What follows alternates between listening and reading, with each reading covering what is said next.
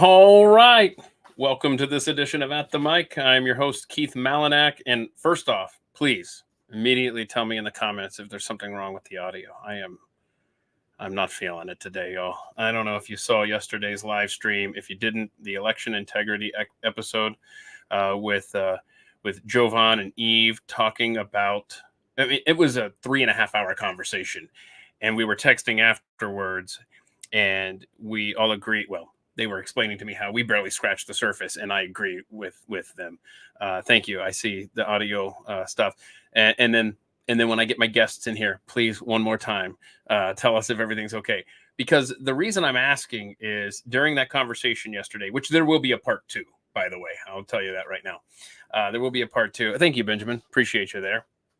Benjamin going to be a guest of mine coming up in August. So we had this deep conversation for 3.5 hours yesterday, and I knew that the microphone, it's a flaw in the Blue Yeti, by the way. The little connection for the cable back here, I'm constantly adjusting it, just, and so eventually over time, and I caught this before the episode yesterday, it just kind of severed it, but I was able to rig it, and then I messed with it. I forgot 3.5 hours later. I started to mess with the microphone, and then it was kaput. So I had to dial in. It's entertaining, even if you just go and watch the last 10 minutes. It's entertaining to see me and my microphone woes. But I just did the rest of the episode from my phone. But there's so much knowledge and information inside those 3.5 hours. Election integrity.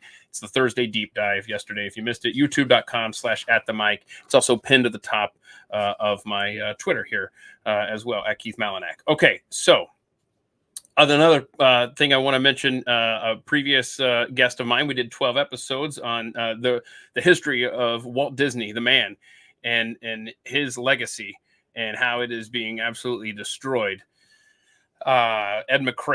Professor Ed McCrae gave us kind of a college course, 12 episodes. Please check out that playlist if you haven't yet. There is a deadline coming up that he wants us to be aware of, and I want you to be aware of as well. By August 15th, we need to nominate Song of the South.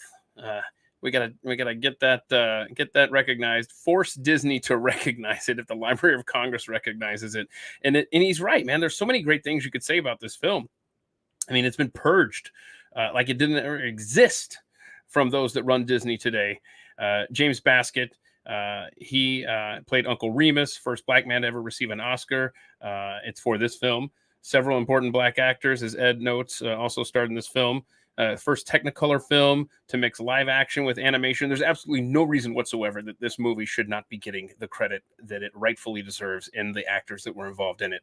It's woke nonsense, and it's a tragedy. And so we will, in fact, I'll get Ed to post that on his Twitter at Real Ed McCrae, and then we'll retweet that. And please make sure that gets nominated.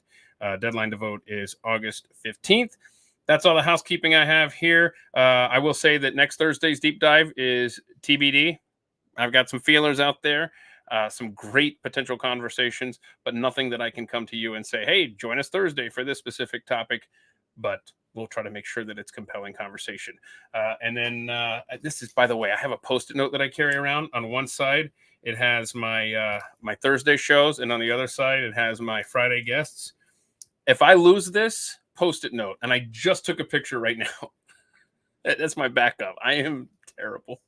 So anyway, Carol Roth and Daniela Pensack will be my guests a week from today for the Friday live stream. We will have some fun there. And without further ado, let me bring to the stage Jason Owings and Patton. They are the hosts of Critters for Dinner. Where can everyone find you guys' fun show? I mean, that's what it is. It's just a lot of fun. Where is the best place to go to listen and watch? Well, you want to say it, Jason? Go ahead. Sorry, y'all, I'm so nervous. I really am. Who's the spokesperson for you two? We both are, but you can go to on X at Jen Patton 83, General Patton 83, and Jason, I'm sorry, you're going to say it. Somebody's audio is up in the background. I think somebody's computer is up. Maybe I'm wrong, or maybe it could be mine. It could be mine. Oh, hang on a second. Yeah, I don't know where it's coming from. Anyway, we'll figure it out.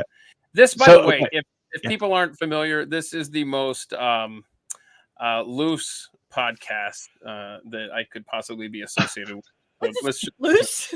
You know. Okay, so we're gonna. Wait, are you talking about our show? Now I'm talking about this one, but you're right. You're right. Actually, you know what? You're actually. You don't gonna be talking about me being loose. I swear. Okay, all right. Here we are. Okay, so Spotify and also on your YouTube, Twitter but you can go. accounts. YouTube, right? Critters for It's in fact, everywhere.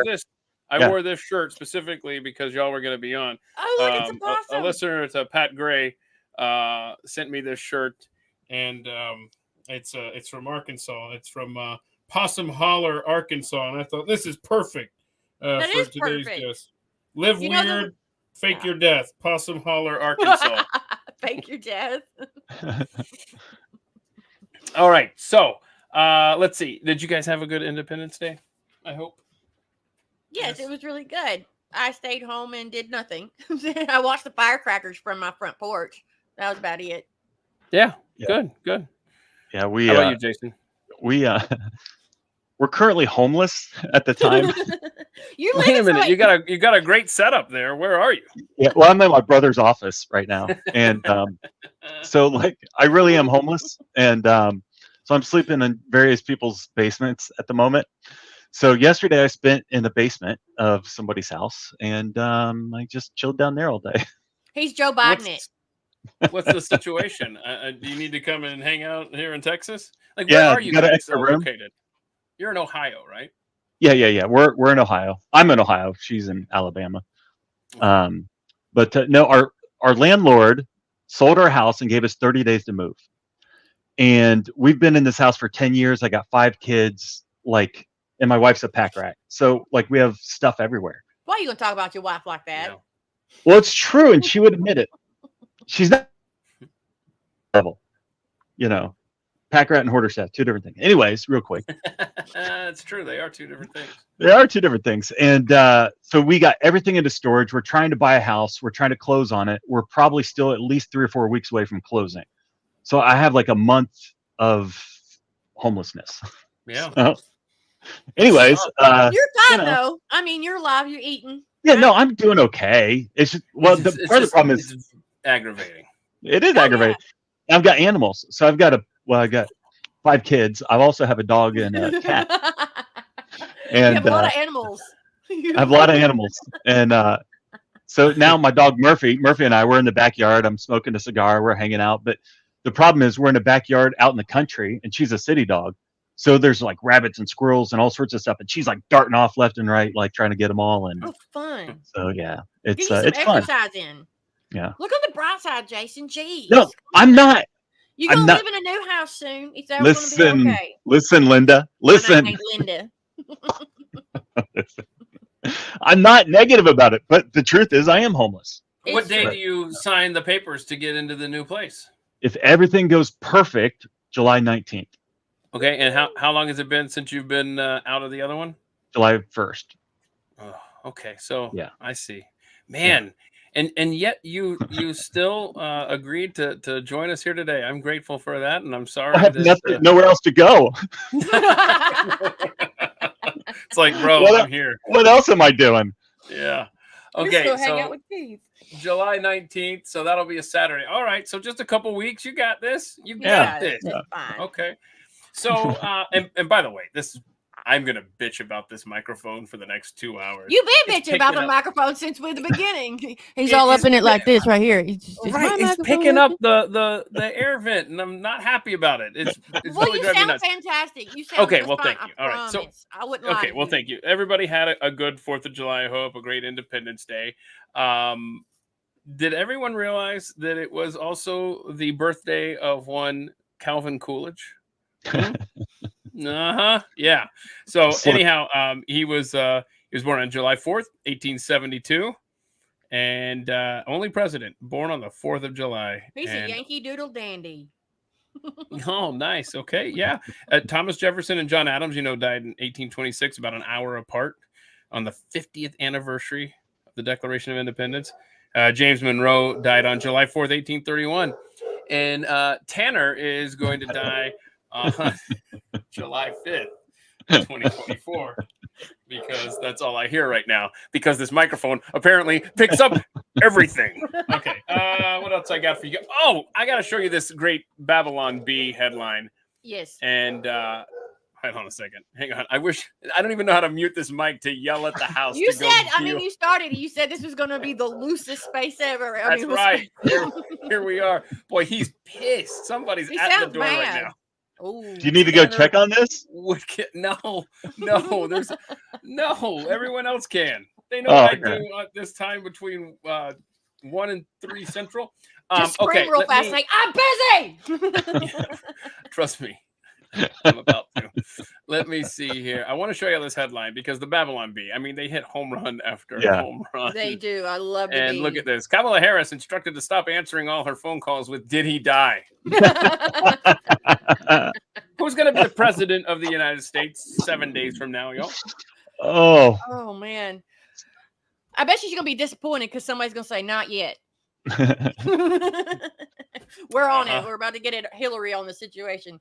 Who's going to be president? Is that what you said? Yeah. Who do you think will be president 7 days from now? Joe Biden. Okay. Jason?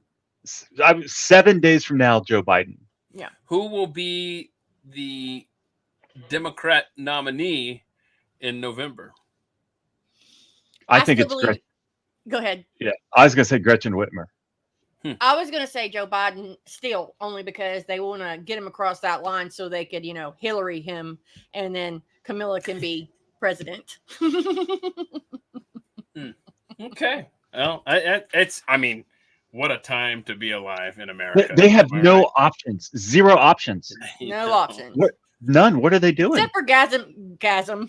No. Captain. Orgasm Newsom? Is that... Oh no! Is that what you said? Oh. I said yes. I said gasm. Okay.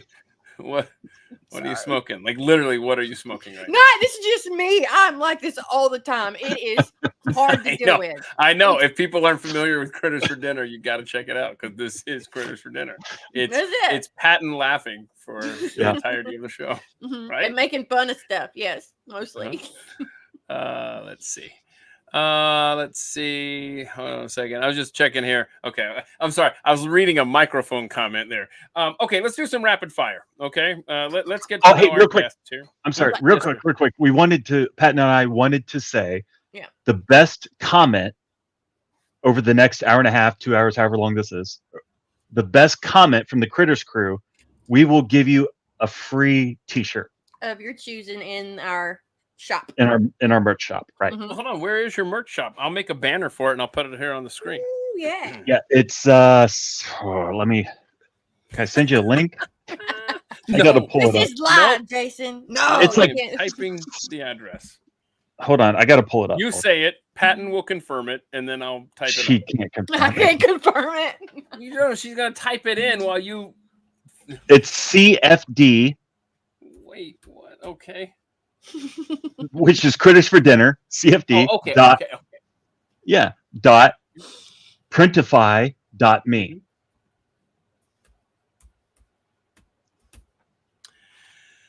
Okay. Let me make sure I got this spelled right. Oops, hang on. I need to edit that. Let's see.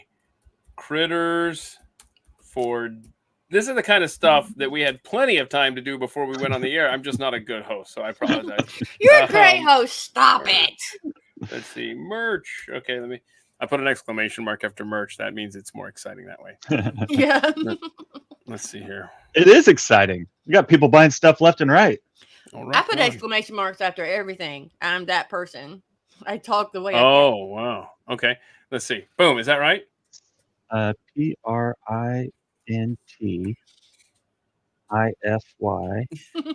Yeah, that's right. Okay. All right. I expected Listen. Yep, that looks good. This is happening. We're doing Very it, y'all. good. This is very good. fantastic. Okay. Wait, So have we gone live yet? Are we live? Here we go. In 3, 2, 1. Welcome to we this live? edition of At the Mic. I'm your host, Keith Malinak. Oh, look at this. Jason Owings and Patton are joining me here. They're from Critters for Dinner. In fact, they've got a website where you can buy their stuff. Critters for Dinner merch is available at cfd.printify.me. All right, so let's get to know you guys as we start the podcast. Let's do some rapid fire. Let's do ladies first here. Patton, yesterday was Independence Day, July 4th. Who is your favorite founding father? It seems to be a forgotten one, but it's Governor Morris, playboy and penman of the Constitution. Look at that. And why is because he lost a leg during a sexual accident. And I just found out that information and I thought it was hilarious. Yeah.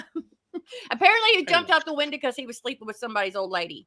No, wait a minute. And so he lost a leg from that? Why have I never heard this? Well, I love okay. this kind of stuff. Okay, yeah, that's what Jason said. You'd love it. I looked it up, and it says in history, it said that he lost it. He got run over or something when he was younger. But the actual story is that he was a ladies' man. Didn't matter if they were married or not, and he liked to sleep around. And so he got caught one day, and he jumped out of a 2-story window and lost his leg. Yeah. Wait, hold on. It's like he jumped out of a window and lost his leg. Like, did they not? I mean, No, granted, okay. medical stuff wasn't great back then. Did Yeah. he get gangrene or did they just saw it I'm off? reading it. I'm sorry. You got me on the spot. No, yeah, go ahead. You read it while I say that Thomas Jefferson got off easy when he jumped over a bush to get out of, and he broke his wrist in a similar situation like that. But, woof, I didn't realize that Morris lost his leg. Yes. What are you reading? Was it a disease? They had to saw it off or what? No, it's just his left leg was amputated when he was a young man. The official story, is that it had been crushed in a carriage accident. However, most rumors say that it was actually injured when he leapt from a second-story building to avoid a jealous husband who caught him in bed with his wife. Losing his leg didn't slow Morris's romantic adventures down at all. In fact, his friend John J. Evan even wrote that he wished Morris had lost something else. Oh, yes. All right. I like that. Okay. Jason, who's your favorite founding father? I love John Hancock, and it's because the signature was the big middle finger to England. I love it. Yep. That's good stuff right there. That's very good stuff. In fact, so we have a copy of official orders that so Carrie's ancestry is a lot cooler than mine, I'll say. And so she had a captain. She's related to a captain in the Continental Army. And so the official papers that made him a captain, Stephen Goodrich, it's signed by the president of the Congress at that point in time, who was John Hancock. It's very cool. So anyway, she's related to the Pony Express. She's related to the Pilgrims. She's related to a pastor who stood up in defense of the witches during the Salem. I'm telling you, man. And then my family's like, well, we know a good fishing hole. It's been passed down from generation to generation. I mean, I got nothing. Okay, so you know, when you were saying that, you know, the previous people, some people believe that you lived in a previous life, and people never say, yeah, I was like a apprentice to a blacksmith. They were always like, oh, I was the Queen of England. You know, I was princess. Yeah, everyone has like this like royal lineage of like their previous lives. It wasn't just like some guy that sold donuts at the corner market, you know. Right. Well, I mean, like Phil Collins thinks he was at the Alamo, and that's why he spent so much money on artifacts related to the Alamo and then donated them to the state of Texas. It's amazing. It's amazing. In previous lives, everybody lived the most fabulous life ever. Yeah. Yeah, right. I don't know in my past life. I don't know what I did wrong, but you know. Let's see here. Okay, so we got Gouverneur Morris, John Hancock. I think my answer to this question is always Benjamin Rush, just because he was involved in everything. He is responsible for getting John Adams and Thomas Jefferson to correspond after their bitter rivalry in the election of 1800. And so that's why we have this great collection of letters between the two men in their twilight years. And that's an invaluable resource as they reflect on the nation, like their life and where the nation is. It's just, I would highly recommend going and finding a book that contains all of those letters. And the most fun fact about Benjamin Rush is that the Lewis and Clark expedition, Thunderclappers, man, it's the greatest thing ever. It's the greatest story. Thunderclappers. I've talked about him before just because I love the story so much. He gave these little pills with mercury in them, so that if they got constipated on their trek westward, they could just take these and that would clear them out. And sure did. I mean, it's mercury. And in fact, they've gone back and they have found traces of mercury. And they've been able to go in some places. The Lewis and Clark Trail was up to a mile off, because they go, oh, wait a minute, we just found traces of mercury over here. This is where the thunderclappers had been employed. So let's actually move that marker this way. Fascinating stuff. Well, what if they hop off the trail to Dookie? Well, yeah, I guess so. But I mean, probably not a mile. Well, I mean, how much privacy do you want? I'm going to explode here. I'm going to need a mile. I had to comment on that. You said he was in everything. A lot like Governor Morris. Right? Oh, wait. Okay. Hey, where's my rim? I have a rim shot. I actually have a rim shot. I just never have it ready. Hang on a second. I mean, Governor Morris apparently was in everything. Thank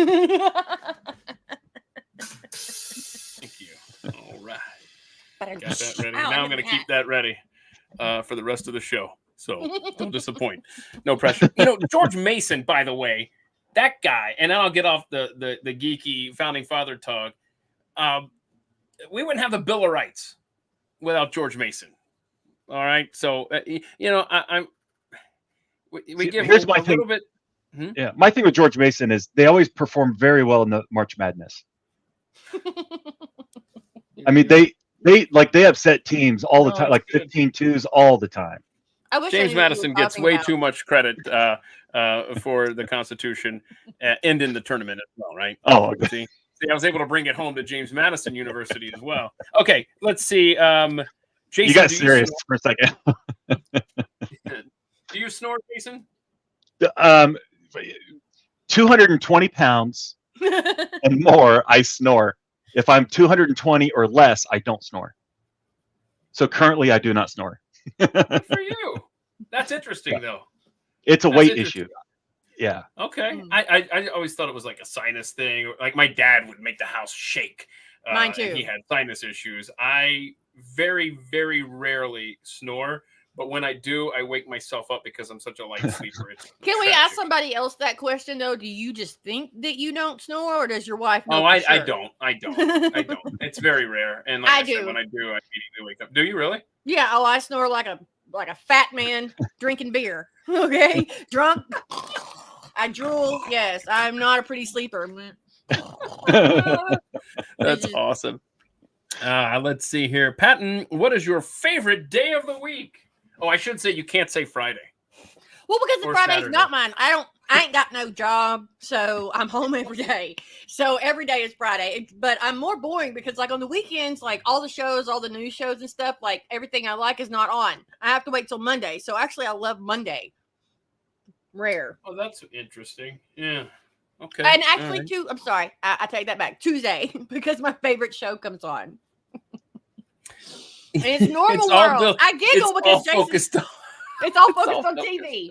I'm hillbilly. I'm agoraphobic. I hardly leave my freaking house. So I like TV. I watch them housewives all the time. I'm terrible. I'm telling you. Terrible. I like to watch them pull each other's wigs off. It's great. Great TV. Awesome. Jason. I like the way she says TV. Watch TV. Stop making fun of me. Well, I'm from Georgia, and I guess, you're from Alabama, and I really don't have a lot of room to talk.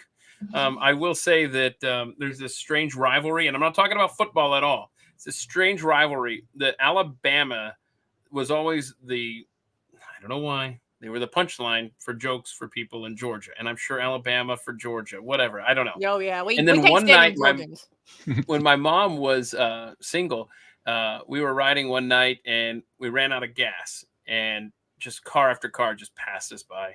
And then this couple pulls over, helps us out, young couple, and went to go get us gas. And they were from Alabama. And so ever since then, my mom refuses to ever let anyone get away with saying anything bad about Alabama. You're sweet, mother. That is wonderful. That car, yeah. As they pulled in, and she goes, "Oh, Alabama." Oh, and then they help us out, and then it was this big thing about how We don't have the mock Alabama, hospitality. Yeah, You know, if we and- see somebody on the side of the road like that, we're going to pull over. Unless it's just like a single man, he should know how to change a tire or call or fix his car. But if it's a couple, yeah, we'll pull over. And I noticed when I lived in Nebraska, I went to school there, and again, before they were football rivalries, which is a relatively new thing with the Big Ten edition for Nebraska. There's just this weird, but I don't know what it is, like states butt head, and this has been like this for 250 years. I get it, but it's just like you're both very similar. You realize that Nebraska and Iowa, Georgia and Alabama. Yeah, you are. No, we ain't.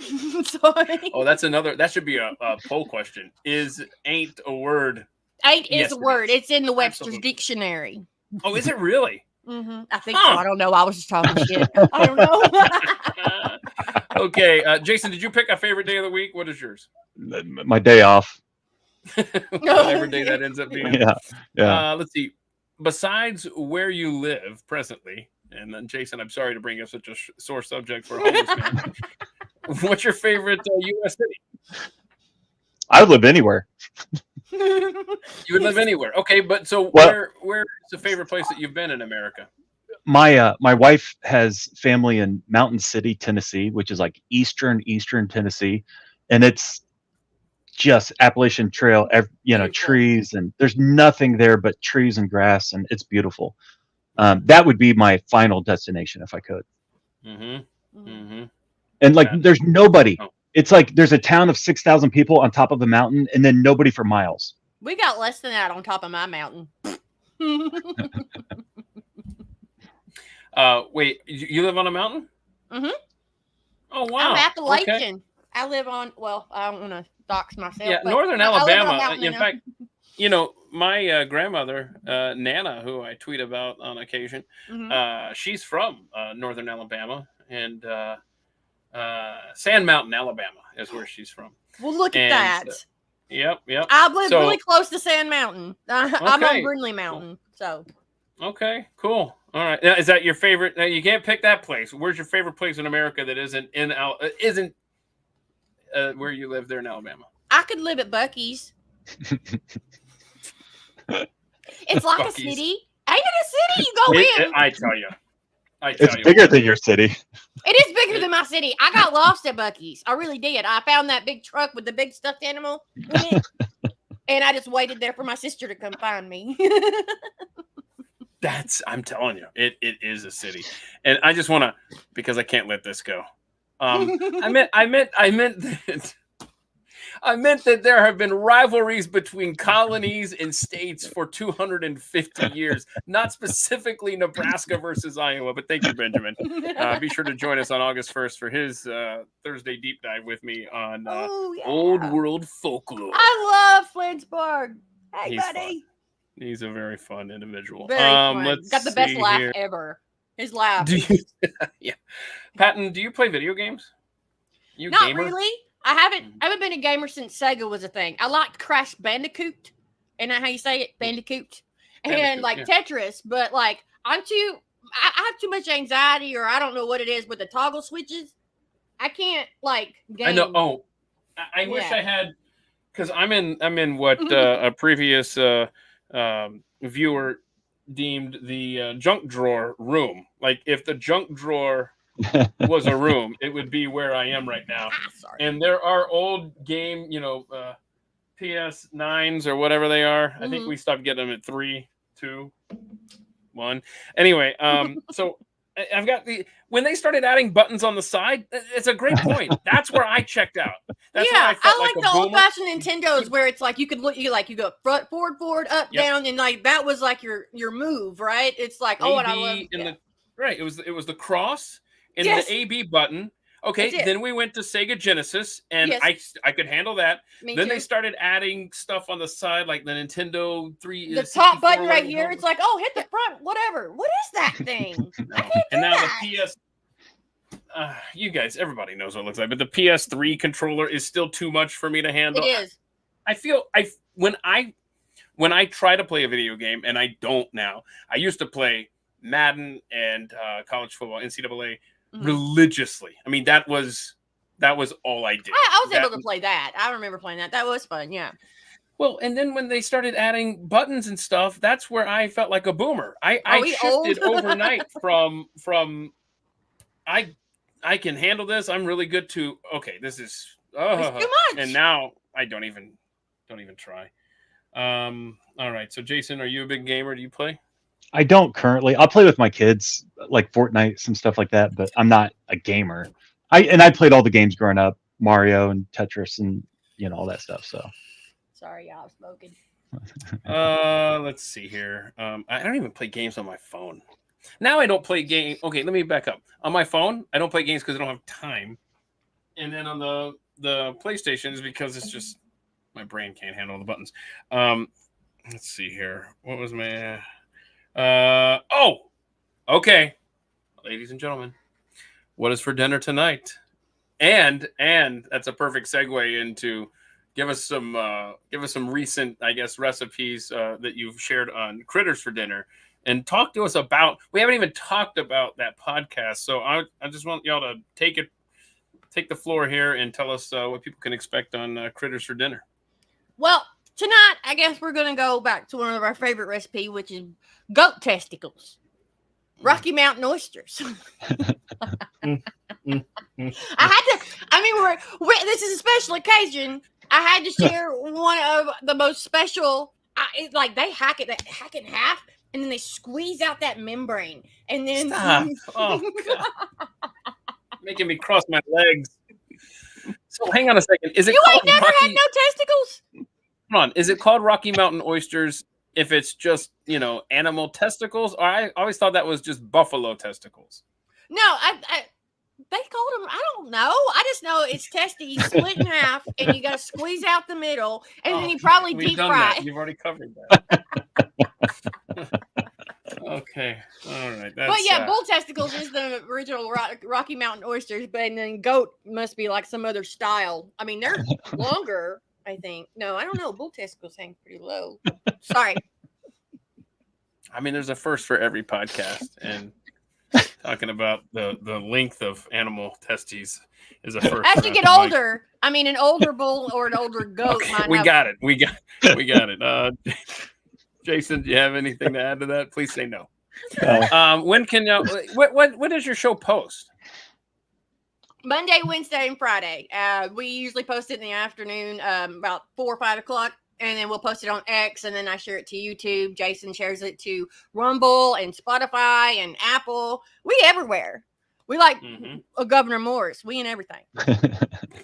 Wait, I didn't. Hold on. You're in Governor Morris. They're like Governor Morris. You're in everything. We are in everything. Okay. Yeah, that's right. Sorry. On in. Let's see here. Okay. So with it being 4th of July, weekend here, I thought maybe we could do a little America quiz. Now, y'all have no idea what's coming here, but I have a book that has 100 questions about American history. And, we can do a contest here. We can do a contest. Fun. It's going to be, you're each going to do 3 questions. And let's keep score here. Okay, so who wants to go first? Jason, you go first. Okay. I don't have a point. Okay. I'll go first. All right, so Jason's go first. Okay, so pick a number 1 to 100. 99. 99. Look at you. Wayne Gretzky is famous for he was 99. If no one gets that. No, I follow you. He was a hockey player, wasn't he? Oh my gosh, I've not even opened this book, y'all. What the hell is this? No, is it plastic wrapped? No, this is the dumbest question ever. Oh. This is the final score. I'm going to predict it. 3-3. Okay. I don't know if this was made for 4-year-olds or what, but that's a lot of pressure. First of all, stop. Don't say that, because when we don't get these right, we're going to feel really stupid. It's going to be like 1 to 2, maybe. Okay. Here we go. 4-year-olds can get it. I think I picked this up at like some bargain bin for 99 cents and then sat on a shelf for 10 years. And then now I see why. Question 99. When do we celebrate Independence Day? Jason, when is Independence Day for America? This is not fair. I should have went first. July 4th. Woo! Okay, so here's the question. Okay. Let's see what the answer is.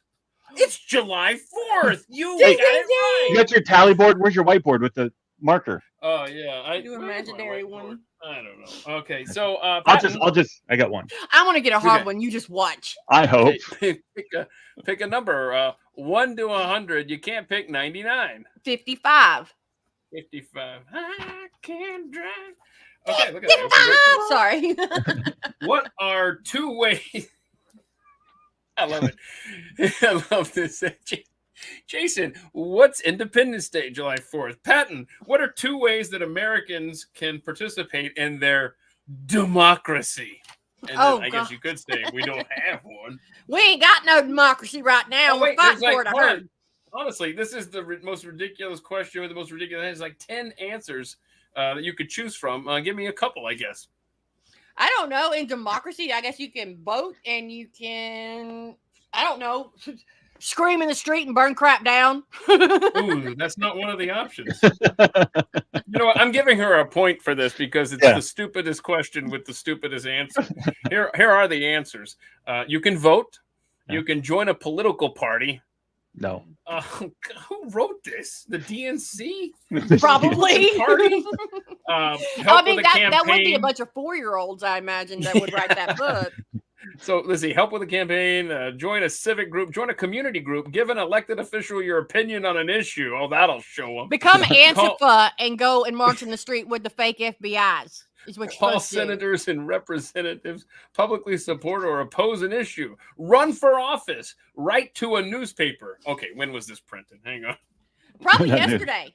That was a newspaper. It's the last time you wrote to a newspaper. You could write to a newspaper. 2015 and then reprinted 2017. Okay.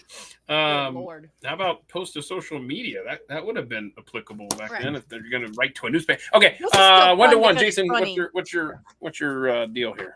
44. 44. Quit copying me. What do you think you copied me? Oh God, what the hell is this book? What is the capital of your state? Columbus. He is giving this is awesome. All right, pick a number there, Patton. 15. 15. Yeah, gotta go with the double numbers. Who is in charge of the executive branch? Oh, I don't know. Whoever's running the teleprompter that day. Who is in charge? What, the president? Yeah, that's the president. Yeah. Well, I don't know if he's in charge. Yeah, exactly. Oh, wait. Hold on a second. It's a black man that used to be president. Yes. Oh yeah. Yep. Barack Obama is still the president. Yes. Okay. So, Jason, give me a number. Thanks, bro. 77. 77. This will be your last question. I'm sure you'll hit it out of the park. I hope so. I'm gonna feel real stupid if I don't. Because it is made by Democratic 4-year-olds. Hang on. Oh no. Whoa. What did Susan B. Anthony do? She did the coin thing. What? She did the coin thing. I don't know. The Susan B. Anthony coin. It's a commemorative coin. Oh, what? Listen.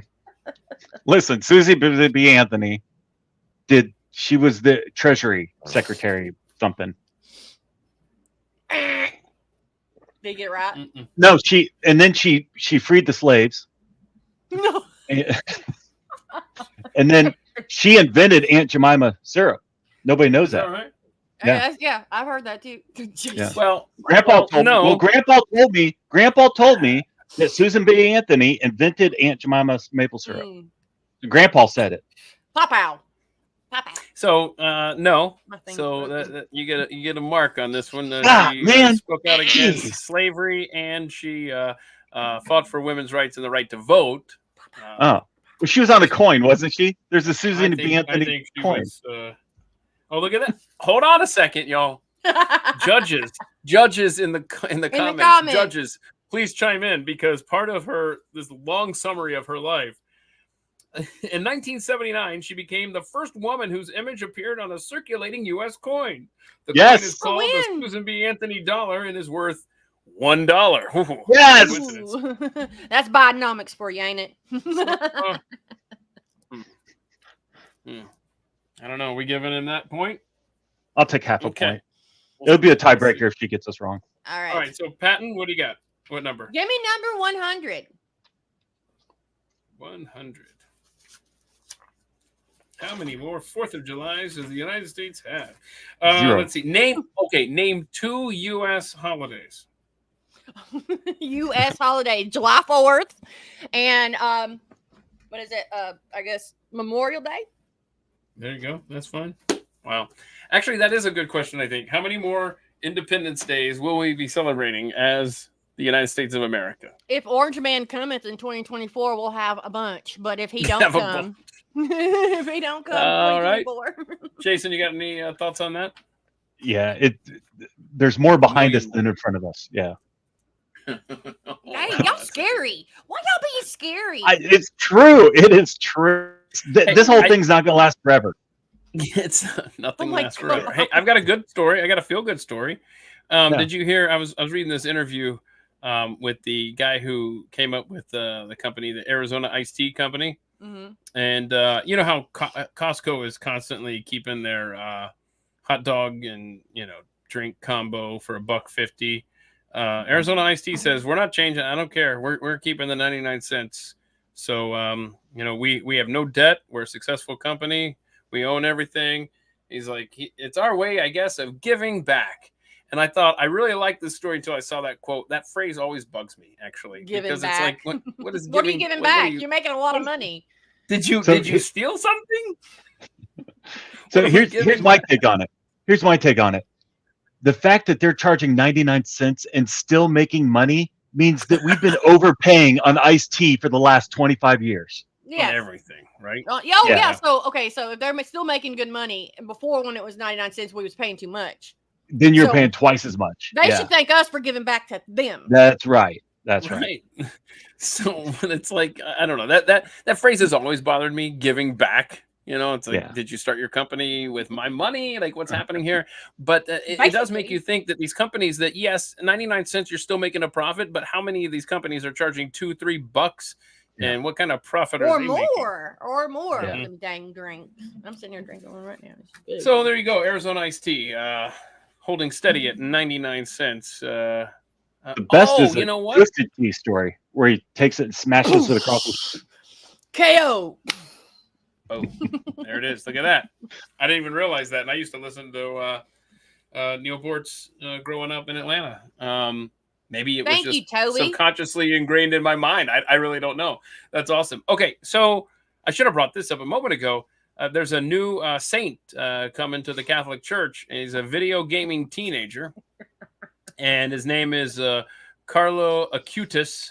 He died from leukemia in 2006. He was 15 years old, and he apparently he got the nickname God's Influencer. Ugh. So basically what he would do is he would post miracles online. Oh my God. And this is the first millennial saint, by the way. And he's basically being honored for his computing skills.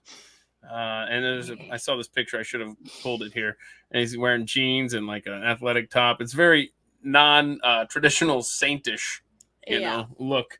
And so, the Vatican announced that the Pope had decreed the canonization. Go ahead. Anyway, so this is in 2025 they're going to make this thing. So he was a big video gamer, a soccer player, and bottom line is there's two miracles attributed to him. Let's see here. He reportedly healed a Brazilian boy who had a birth defect in his pancreas that left him unable to eat food normally. He was reportedly healed after his mother said she prayed to Acutis to intercede and help her son. The second miracle attributed to Acutis relates to the reported healing of a girl from Costa Rica who had suffered head trauma after falling from her bicycle where she was studying. Let's see. Her mother said she prayed for her daughter's recovery at the tomb of Acutis. And Tanner didn't care for that story at all. No. So I'm really torn. Look, if you're Catholic and if this is how things operate within the Catholic Church, that's cool. I just wonder if it made me think maybe there should be an age limit, like maybe or does time, like what is the time? I should have looked this up. Is there a typical time thing? Because it felt like this was rushed through, like, here we go. being recognized as saying normally it takes decades. Mhm. This thing, it just there's something here that doesn't. It feels, I don't want to say artificial, but it Mhm. does. Oh, feel it's completely artificial. Come on, he is the DEI hire for Saints. Okay, what's his name again? Martinez. No, it's Carlo Acutis. It's He's the an same thing. Italian teenager. Yeah, Italian teenager. Okay, and I'm sorry for all you Catholics, but I'm not happy with your Pope right now either. So y'all can suck my butt. But I feel like the DEI department done come up with some saint like Zuckerberg wannabe. And I'm sorry he passed away. I really am. I'm sorry he passed away and he had whatever. But I mean, do y'all have any proof from God that, you know, when they prayed to the false one there, that they healed it, not God? So yeah, I don't know. Honestly, with this whole, it feels like it's rushed. It feels like it's almost a PR thing. rushed. I'm not And saying how that there's is not he the miracles saint? happening. I'm not saying there's not miracles happening here. But again, I mean, to your point, who is Carlo doing those? But I mean, that's, I don't know. I just feel like if you had to put money down, you're saying he probably didn't do those things.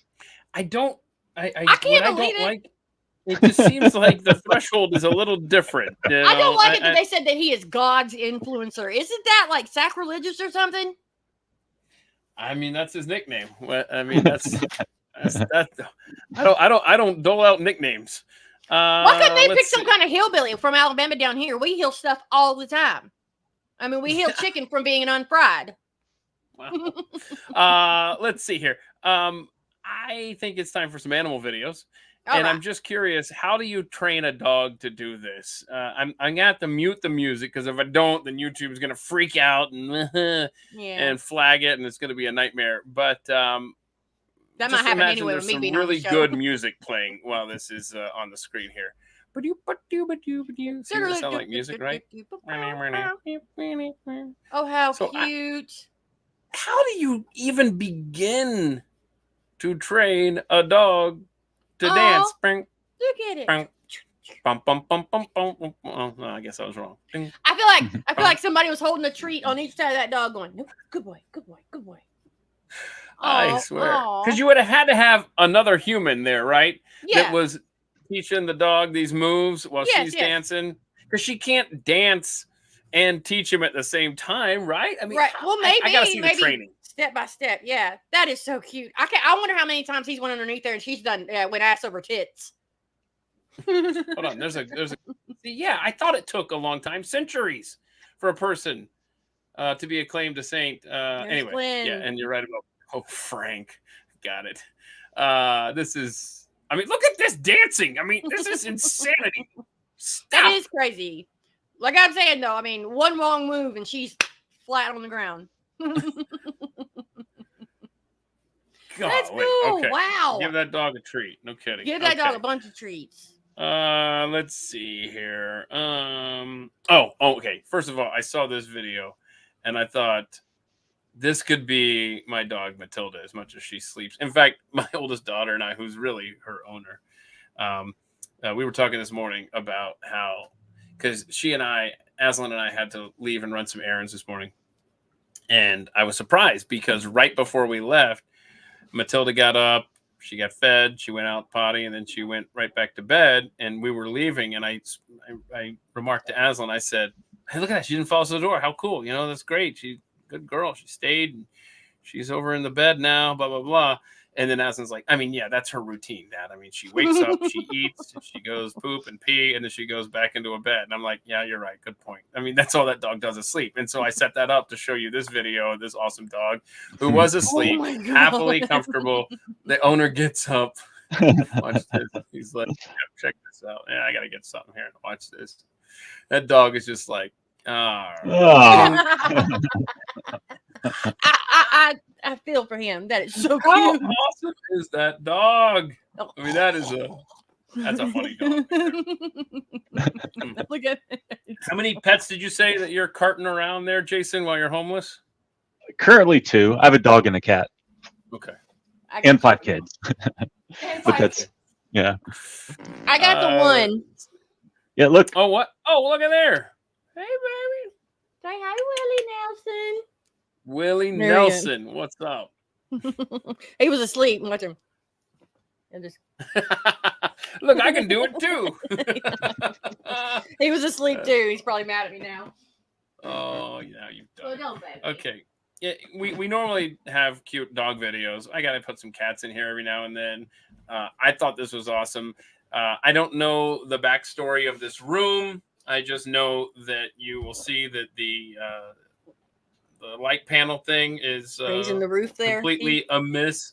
Raise the roof. What? Okay, so watch this. And this cat is like, I'm out of here, and I'm gonna get out this way. Watch this. Now we need some Mission Impossible music. Take it back. Meow,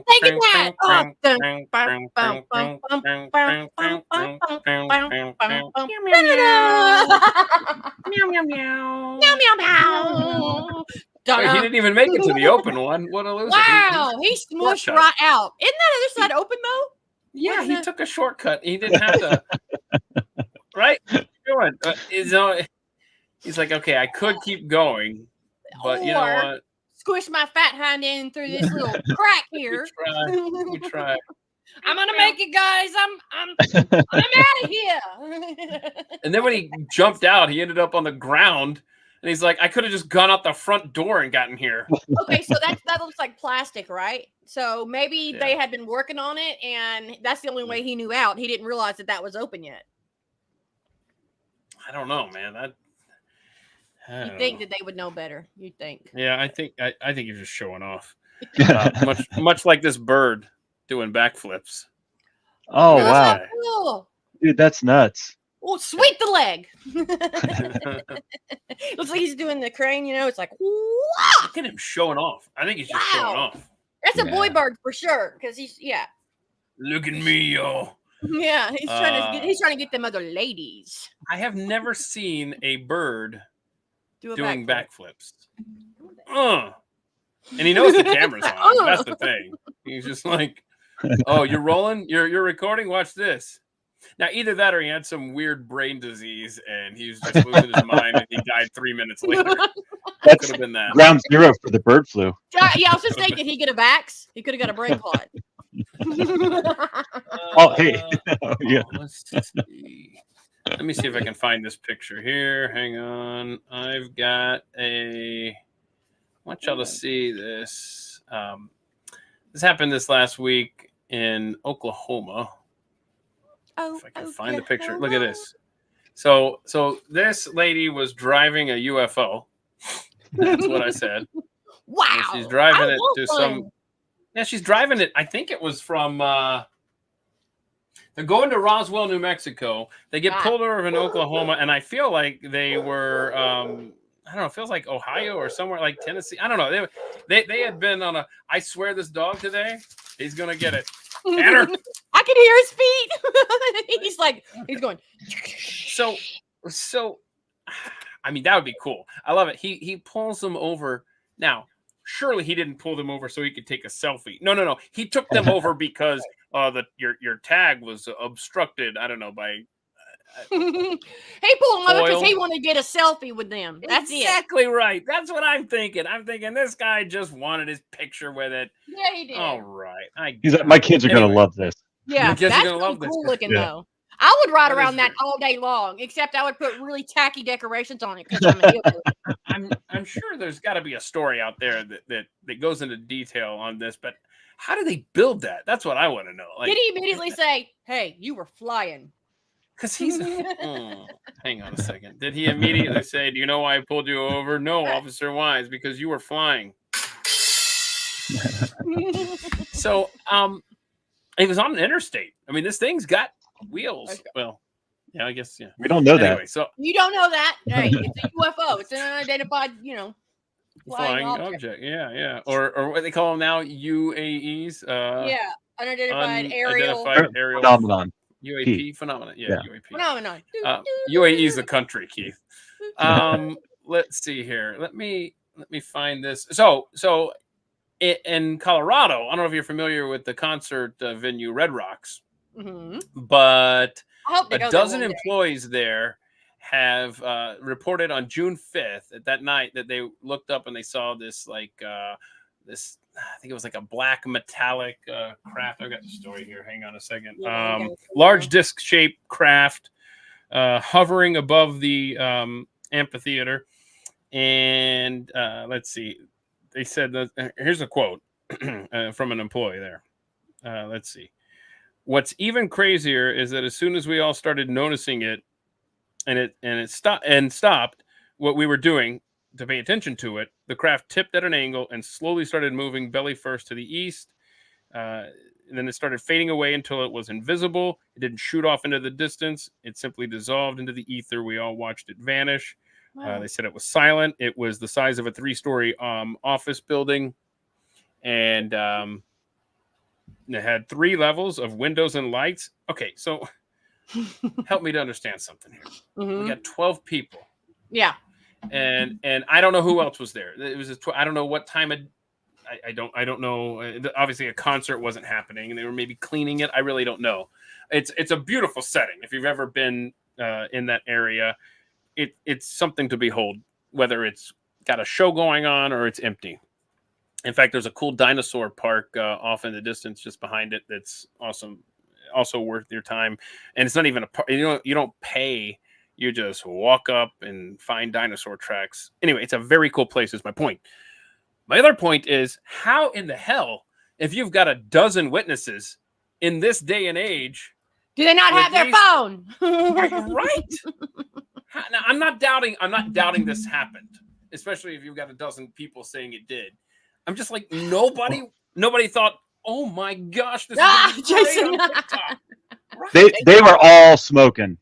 They were so high. Man, I'm telling you. I didn't think I saw a UFO. Me too. It was 12 guys after hours hanging out, chilling, smoking at Red Rock. Still back to the point. Where is their cell phones? Even if they were employees and they were doing employee things, I don't care who you are. You got your phone in your back pocket. You just did they say in the story how long it was there? Long enough for them to see it was a 3-story building, and then they saw it shoot off in the distance. Yeah, but if you're talking like 7 seconds, that's not very long. And this Red Rocks place has got to have cameras. Imagine security. Like security cameras, yeah. I mean, come on. I'm looking to see if there is a mention of how long it was there. But one of our so there was it's a great question. How long was this? And I'm sure maybe somebody could do my job for me and find out a story on this and see if it says how long it was there. But to your point of how long it was, Jason, somebody said one of our coworkers suddenly said to us, "Hey, what is that over there? It looks like a spaceship." Okay, so if you've got enough time to go to have somebody see it, and then tell somebody else about it. And they also said that they felt that it knew it was watching them, and then it left. They had long enough to sit there. It's like, oh, look at it. It's looking at us like we're looking at it. Look at that. I mean, that's a long time. Somebody'd have their phone out. I think it's fake, or it was the government. Oh, nice. Okay. I feel like the government has. I feel like we have our own UFOs, UAFs, whatever that they test out, and they go and they do it on purpose to freak people out or to like maybe pull attention. Because a good UFO story right now to pull your attention away from how dumb Joe Biden is and how bad he's messing up. They're going to put a UFO out there and be like, hey, look, just like they said, hey, look at that UFO. Don't look at the man crapping his pants over here. Look at this UFO. Yeah. You should.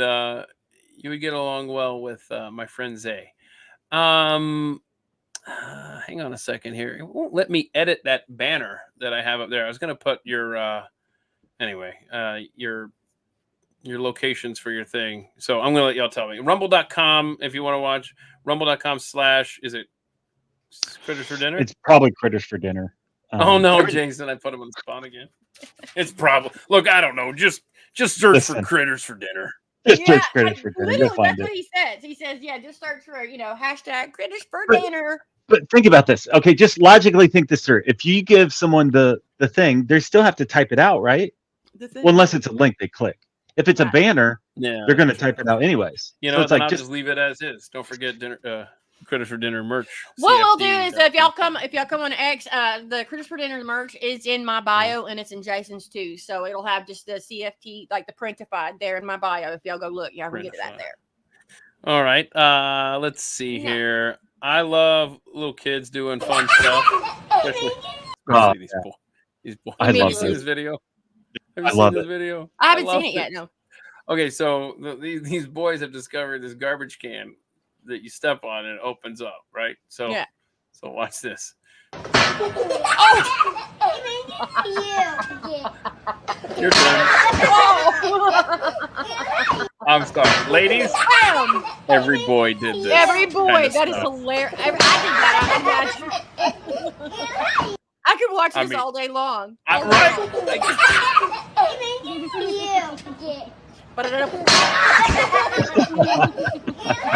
It's like a cartoon character. Oh yeah, like in The Simpsons when like the guy with the big red hair, he's stepping on all the rakes. Pow. Yes. Okay, let's see here. Man, that made some noise too. That was fantastic. Pow. And you know what? Kudos to the adult running the camera. Guys, stop. No, let the kids be kids. Let them have fun. Let boys be boys. Come on. Right. That's hilarious. Oh my gosh. Here's a talented girl juggling. I don't even know what you call this. My God. Reverse juggling? I mean, that's pretty impressive, right? That's crazy. My brain can't even balance it. No. Look, the brother got so excited for her. Yeah. That last one almost got away from you. Look how excited he is. She's like, yo, what's up? Look at my happy for her. That's awesome. That's a big smile. Look how cute. Have y'all ever won anything? Won a contest or anything like that? No. Are you competitive people? Not really, because I know how far I can go and it ain't that far. I won this Dr. Pepper hat. But that's only because I saved up all my Dr. Pepper points and then I sent it in. So I don't think that's. Oh, I thought you were going to say that you threw more footballs through the little opening than somebody that would be else at so halftime. cool, but I'm not that hand-eye coordinated. I would never win that contest ever. I got you. Okay, Keith, you got to tell me something on this Dr. Pepper thing. Would you in a million years throw it two hands like they do? Because you look like a sissy boy, right? You got to throw it one hand to be a man, but they tell them all throw them two-handed because you can get them in there every time. I would do it the way they tell me so I could try. No, I would do one-handed and lose before a two-hand sissy. Oh, come on! What I would. Playing for like a scholarship to some brainwashing university. Yeah, like $10,000 to a university that's going to make you a liberal. I would. I bet you would. You throw it with the one hand, thinking you'd be all macho and whatever, and then after you started losing, you'd go. I'm just gonna do it. Like, did you want the money? No. Oh, come on. How about compromise? Hang on. How about I throw it like a baseball? Yeah. You know, I'm terrible at throwing spirals. Okay. Even short distance. My brain, my hand-eye, but I could just fling it and it would go. Yeah. Hey, that would work too. Yeah. But you're not gonna two-hand now. I mean, I'm not inbounding a pass for a basketball game. Spirit fingers. Yeah, I would. I think I would throw it end over end, and then I would get on a track on a line and just keep going. Yeah. Anyway, yeah, I'm with you. So, what I'm about to show you here is I have been known to be a little competitive in my day of playing sports. This body can't do it now, but I would go out there and do stupid stuff with it. And I don't think I could quite get to the level of what I'm about to play, but I could get damn close. Let me show you the most competitive game of musical chairs ever. And I want to know what the hell they were playing for. On the musical chairs at their pep rally when this guy and girl sat on it at the same time. You can see her trying to shove him off, but he wasn't moving until she finally forces him off, and then they start fighting for it. He even tried to run away with it and then sit down, but he missed the chair completely, which gave her an opportunity to take it from him and win the game. The craziest game of musical chairs ever. Okay, I wouldn't do that against a girl, but I want to know what they're These playing three for. students were in the final How round of does he musical not win, chairs though? at their He's pep sat rally down. when this guy No, and no, girl no. They sat both on sat it down at at the the same- same yeah, time. that's- You can see Yeah. her trying to shove That's a him tie. off, It's but he probably wasn't for they said moving they're at a until pep she rally, so finally. it's probably for the Okay, spirit and- stick. Do y'all remember that? Like whatever grade wins the spirit stick from screaming or Oh, whatever. no, my school wasn't cool like that. We didn't have a spirit stick. But hold on. These adults are coming in there basically saying it's a tie, I think. Right. See? And And she said, so "No, the I ain't guy's gonna like, tie with no cool, we bitch." tied. Forces him So okay. So the kid, the boy is like, oh, cool, thanks, we tied. Oh, I Yeah. see. So a distraction. I don't know. Hell, I don't know. But I don't know. this Whoever is marries just- her better be prepared. Is all I'm no saying. kid. Oh my gosh. Look at this. She's not even going after the chair at this point. She's going after his That's like face. savage. Just it's like a wrestling I match. just- Yeah, that would be me. Yeah, me and Oh Jason. my- I would push you out of a chair, Jason. I'm sorry, but I would booty bump you right out of that son of a bitch. I'm sorry. Anyway, that was. I apologize for cursing. No. You're good. You're good. Okay, so earlier we were talking about, what's your favorite U.S. city? I ran across this list of. I have never seen. Okay, so one of the things we do on Pat Gray Unleashed, my day job over at the Blaze, is we'll do like top 10 lists. Like what's the. What most affordable city, best city for retirement. Every now and then that comes up. Not in the world that's burning to the ground. We haven't gotten to a lot of those top 10 lists lately. But this has to be the dumbest list I have ever seen when it comes to ranking cities. Please tell me I can't be alone in thinking that this is a faulty list. It is the, I think it's the top 10 best cities to live in the U.S., and I cut off the source. Hold on. No. Okay. San Francisco. CNBC gave us this. Yeah. I see that.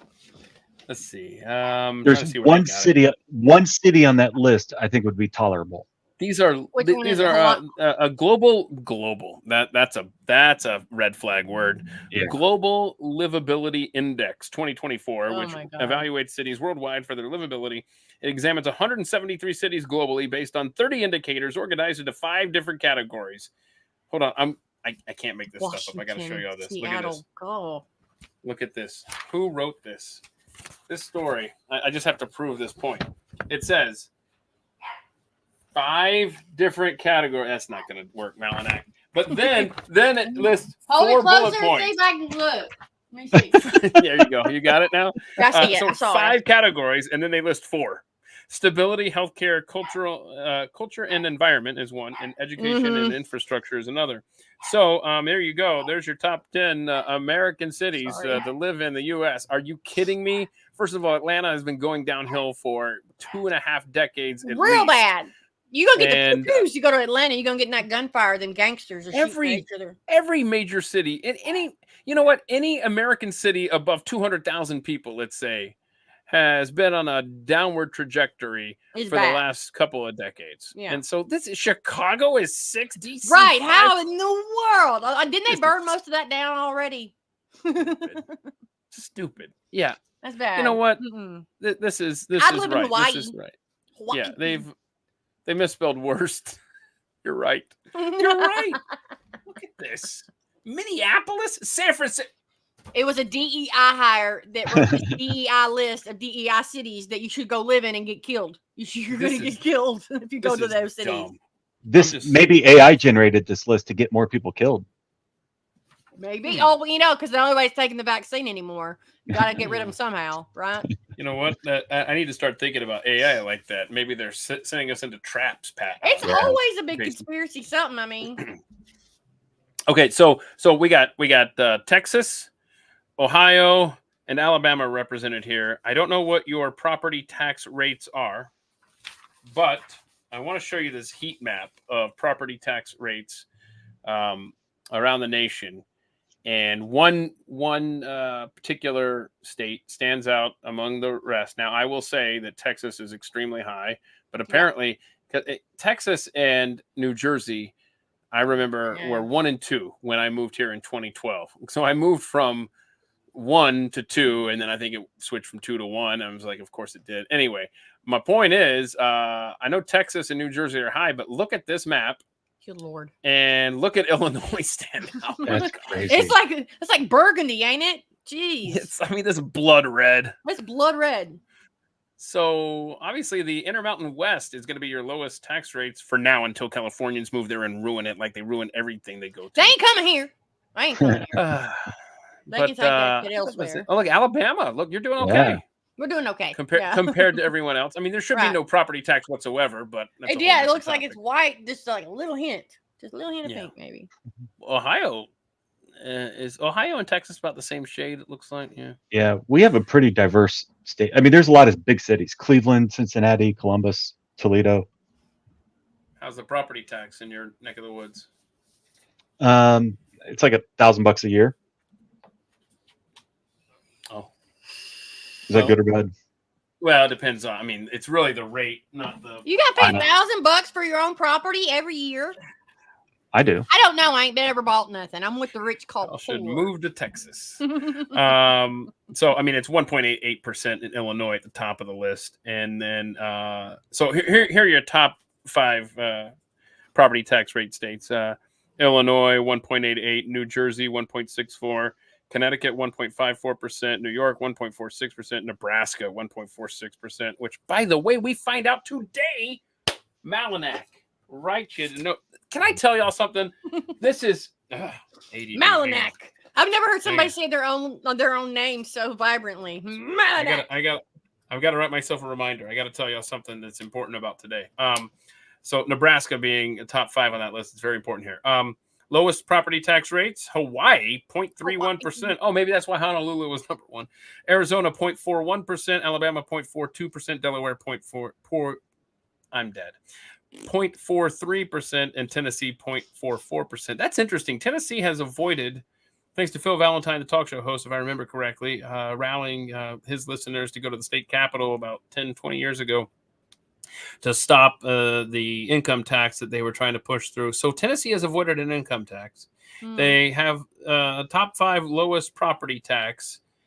If anyone in Tennessee is in the chat here, how does Tennessee make it work? Like, where's that income coming from? I'm just curious because I'd like to see that replicated somewhere else.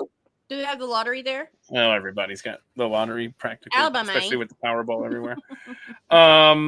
Okay, but I am curious how Tennessee, meets budget and everything. Yeah. But what I wanted to tell you about Nebraska, if I can find a marker that works. See, when you take the top off and you leave the top off, they dry out. They dry out, Moisturized. Okay. Stick your tongue to it. Go. Oh, yeah. Nah, I'm going to pass. Nebraska, big day today. And somebody can do my job for me and see if there's a news break or something from Nebraska. It's a very, very important day for everyone. Okay. All because of what's happening in Nebraska. So Nebraska is trying to get rid of things like the property tax and the state income tax. And let's see, the inheritance tax. I want to say the ad valorem tax. I forget. 4 taxes could go by the wayside in November in Nebraska and be replaced with a state sales tax. And so that would be how they fund the government there. So what they were doing is, and I'm not even going to look up the parameters because it's the most asinine thing to even read out loud. But what they had to do is they had to get a certain percentage of people to sign a petition to get it on the ballot in November. And the deadline in every ballot petition initiative is 4 months to the day of the election, which is November 5th. Well, today is July 5th. So today they have to turn in all of their signatures. And then if they have enough, congratulations, it'll be on the ballot. I can't wait to see how Nebraska votes. But here's the catch. And the wording of this is absolute insanity. And if anybody in Nebraska right now is listening, you know exactly how it's a certain percentage. I forget if it's 1% or 10% of registered voters. Okay, so you have to meet that number, whatever the percentage is. Okay, it's not. We haven't gotten to Absurdville yet because I don't even know what the percentage is. But you have to meet that that number. Then it has to be a certain percentage of a certain percentage of counties, so that it's not like, they just focused their efforts on Omaha and Lincoln, and then they were done and didn't even go out to the West, the Panhandle to get signatures. It has to be like, it is insane. Not to the insane part yet. They don't tell the signature gatherers what the magic number is that they're trying to get for their petition. They don't find out until after they hand in their signatures. Oh, sorry, you were 2 signatures short to get that on the ballot. Oh, sucks for you. Try again in 4 years. So I doubt it's even going to happen, but we find out today if Nebraska is going to have the opportunity to eliminate all of these taxes in their state, including property and capital gains and income and all that stuff, all for a state sales tax. And anyway, I had to ramble on a little bit. You're there, good. But, I don't know what you're talking about. It's an exciting day. It's either going to be the biggest, shot to the system when that news breaks, if they have the signatures or not, or it's going to be the biggest downer because they find out, oh, I'm sorry, you were just 20 signatures short. Darn it, we can't get it on the ballot for you. I'm going to predict. I think it's going to be on the ballot, but I doubt they'll get it because we do live in Joe Biden's America. But it's it would. I mean, they set up those rules in Nebraska to make it impossible to get anything done there. I don't know. Okay, so do you guys carry cash, loose change, anything like that? What do you need, fiber or something? Can you break a 20? Because I carry cash, but I got a big jug of pennies in my cellar over there, and I'm saving them up for Christmas. But if you leave after the live stream today, are you putting all that change in your pocket? No. Any of it? No, I'm putting it in the jug. I just told you it's in the jug. Yeah, but I mean, it has to start somewhere, right? And I know. And Yeah, so once it's in the jug, it stays in the jug. Is that right? I have a purse. I'm a lady. So I have like a change purse, like an old granny one that it keeps it from scattering, So you men, I understand you don't want to carry a bunch of quarters around in your pocket or whatever, unless y'all are going to wash your car, which then y'all have to go get change. But yeah, I still use cash. What about you, Jason? Hang on. Cash is my allowance. Like I'll have, $40 in my wallet, and when it's gone, it's gone. Mm-hmm. Yeah, like the only time I have change is if I go to the store and I have another stop, and by the time, in other words, when I get home, that change goes in a jug, just like you, Patton. Mm-hmm. But I'm not putting it in my pocket because I hate the sound. I hate the feeling. I hate, I do keep change in my truck for Taco Bell runs. That I do. Yes. For Taco Bell? I do. Yes. I'm a big fan of exact change. Yes. Oh, really? Okay, so you're a big fan of exact change, but you don't like carrying it around. Right. Like if I'm going through the drive-thru or whatever, like your little cup in the middle. Yeah. Right. Yeah. Right. But what about everywhere else? So you're only a big fan of exact change when you're at the drive-thru? Yeah, just through the drive-thru, I should say. Yeah. I mean, if let's say, okay, let's say that I go to, I don't know. Let's say I go to Walmart and it's, the grand total is $19.90 and I put a 20 in there and then I have a dime and then I run more errands and wherever I am, if, right. I have that change. I try to make exact change if I have change. Right. But I don't leave the house with change. I don't even know how to explain this. I know exactly what you're talking about when I'm at Walmart or something, I have my change purse so that I know if it's like you said, if it's like 28 cents, I have the 28. That way I can have that dollar back. Well, I'm about to make y'all sick because the government gets enough money from us as it is. Yeah. But at DFW Airport alone, the largest airport here in Dallas, just that airport, in fiscal year 2023, they collected more than $57,000 in loose change that travelers left at the TSA checkpoint. I want to go get a job there. It's unbelievable. And it goes into sure it does. Sure it does. It goes into a general fund. Who's general fund? That's like petty cash, ain't it? He's like general funding their lunches for the next year is what it's generally funding. General fund is the TSA DFW location Christmas party. Everybody goes home with a $1,000 bonus check or something. What did you say? Bag of cocaine. Yeah. I mean, seriously, come on. TSA agents are not. Oh man. They're banging 7-gram rocks is what they're doing. What are they getting and keeping at Lost and Found? Or they're not turning it into Lost and Found or whatever. No, they're going home. They're saying, "Oh my kid will love this." No, yeah. Look at this new iPad that nobody claimed. Yeah. Honestly, when is the last time a TSA agent had to buy shampoo? Probably never, right? They all got to give it over. You can't just throw it away. And the good stuff too. Rich people fly on them airplanes. I bet you they get that good shit. I've told the story about how they tried to confiscate a damn Christmas ornament that was a snow globe with a princess in it. Yeah. I actually watched it. It was last week or the week before or something. Was it? Yeah, and I put up the picture of like what they let my stepdad get through with. Yeah, it was weird. You could stab the neck of a pilot, but don't you dare try to put a princess Christmas ornament through. So I paid like $30 for where it was to mail it because I'd be damned if I was going to let the fat TSA agent take it home to his daughter. Hey, is it true it ain't gay if it's TSA?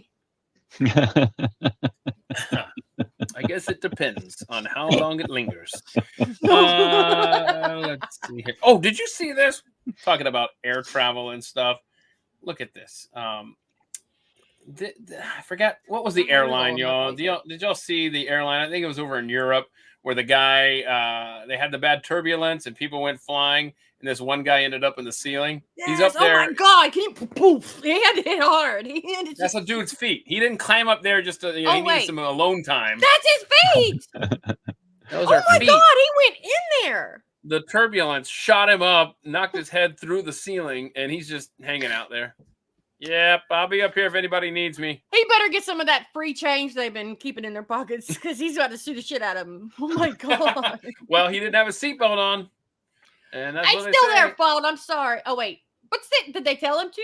They're like, "Hey, we're experiencing turbulence." I don't know. I ain't never been on no airplane, so I don't know what that's like. So you've never flown on an airplane? Mm-mm. Where would you go if someone said, "Hey, now's your chance to take a flight"? Where would you go? Anywhere in the world. Anywhere in the world? I don't know. Have you seen the rest of the world lately? I don't know. From Birmingham to Jackson. Yeah. Maybe just like Hawaii somewhere, or just like an island somewhere. Just a beautiful island. Maybe in Paris or something. I don't know. Now, wait a minute. Didn't you mention that you've been to Hawaii before? Or did I mishear you? Okay. You hearing shit. Yeah, that's not the first time. Okay, so... I just wonder if, like Jason, you've flown, yes? Yeah. All right. Are you in the habit now of checking to see, like, this used to be the most meaningless information on a plane ticket, is when they would tell you what kind of airplane you're going to be on, and now I feel compelled to check to make sure it's not Boeing. Yeah. Well, the problem at that point, it's not going to make a difference. Like, I would almost rather not even, like, just go in blind and just sit down and hope I make it. Because you're going to freak out anyhow. Yeah, because I don't want to know. Because if it's Boeing, it's like, now I'm going to be freaking out the whole time. Yeah, one of your questions was like, do you try to avoid Boeing airplanes? And I was going to answer by only when I have to see them falling from the sky.